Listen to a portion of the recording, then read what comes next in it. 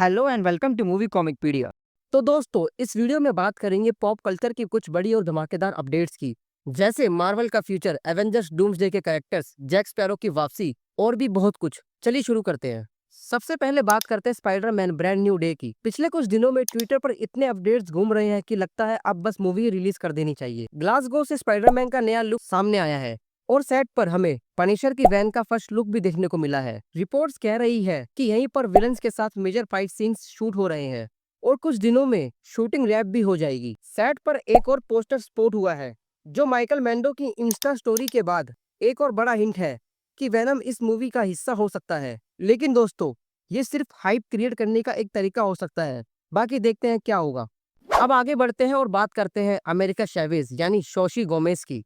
एक इंटरव्यू में उन्होंने खुद कहा कि वो एलिजाबेथ ओल्सन के साथ काम करना चाहती है डूम्सडे में। उनके वर्ड्स थे, she was a dream, I would love to work with her again. और अपने फ्यूचर को टीज करते हुए गोमेज ने कंफर्म कर दिया कि वो एवेंजर्स डूम्सडे में रिटर्न कर रही है। वैसे भी अमेरिका चैवेज मल्टीवर्स की एक बड़ी चाबी है, तो उनका होना तो बनता ही है।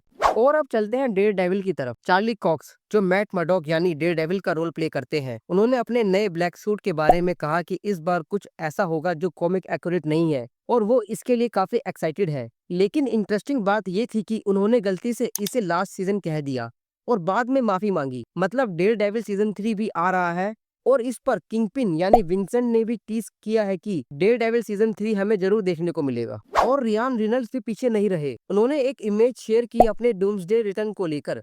रिपोर्ट्स के अकॉर्डिंग डेडपुल एवेंजर्स की टीम के साथ नहीं बल्कि एक अलग ही टीम के साथ जुड़ने वाले हैं। और यहीं से शुरू होती है एक बड़ी खबर डूम्सडे की।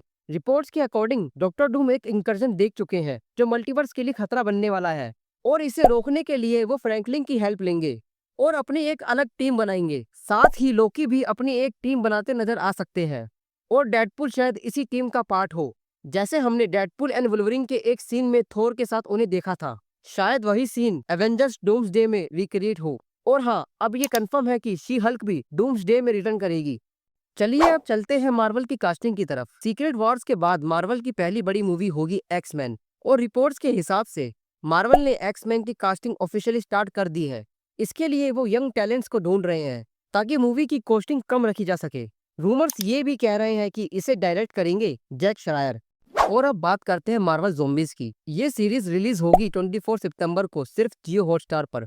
टोटल 4 एपिसोड्स होंगे और रेटिंग होगी टीवीएमए मतलब मैच्योर ऑडियंस के लिए, क्योंकि इसमें हमें ब्लड, ब्रूटल डेथ्स और हॉरिफाइंग सीन्स दिखने वाले हैं। और विलन के तौर पर स्कारलेट विच होगी द डेड क्वीन। साथ ही ओकोई भी ज़ोंबी आर्मी के लीडर के रूप में सामने आएंगे।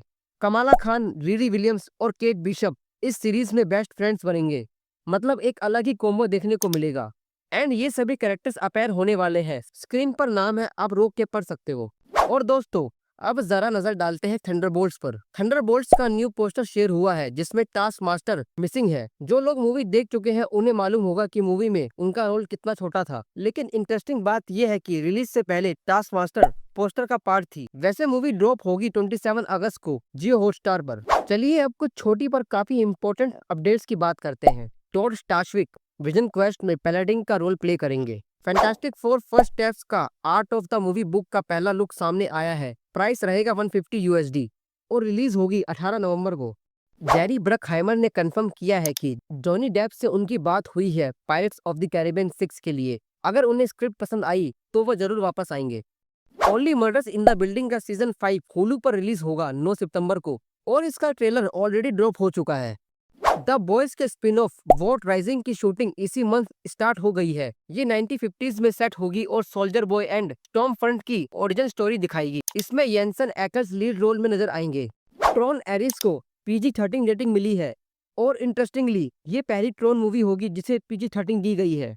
चैड स्टाहेल्स्की की अपकमिंग मूवी द हाईलैंडर में हेनरी कैविल के अपोजिट विलन के रूप में डेव बटिस्टा कास्ट किए गए हैं।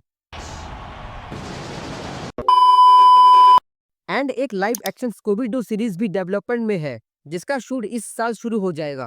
और फाइनली सोनी एनिमेशन ने अपनी एक एनिमेटेड वेनम मूवी पर काम शुरू कर दिया है। अभी ये अर्ली स्टेज में है लेकिन सुनने में ही काफी एक्साइटेड लगता है। ये थे दोस्तों आज के सबसे बड़े और फ्रेश पॉप कल्चर अपडेट्स। आपको इनमें से सबसे ज्यादा एक्साइटमेंट किसके लिए है? डॉक्टर डूम की टीम, स्पाइडरमैन का नया लुक या जॉनी डेप की वापसी? कमेंट्स में जरूर बताना। वीडियो पसंद आए तो लाइक एंड सब्सक्राइब करना मत भूलना। मिलते हैं अगली वीडियो में, तब तक के लिए स्टे फिल्मी।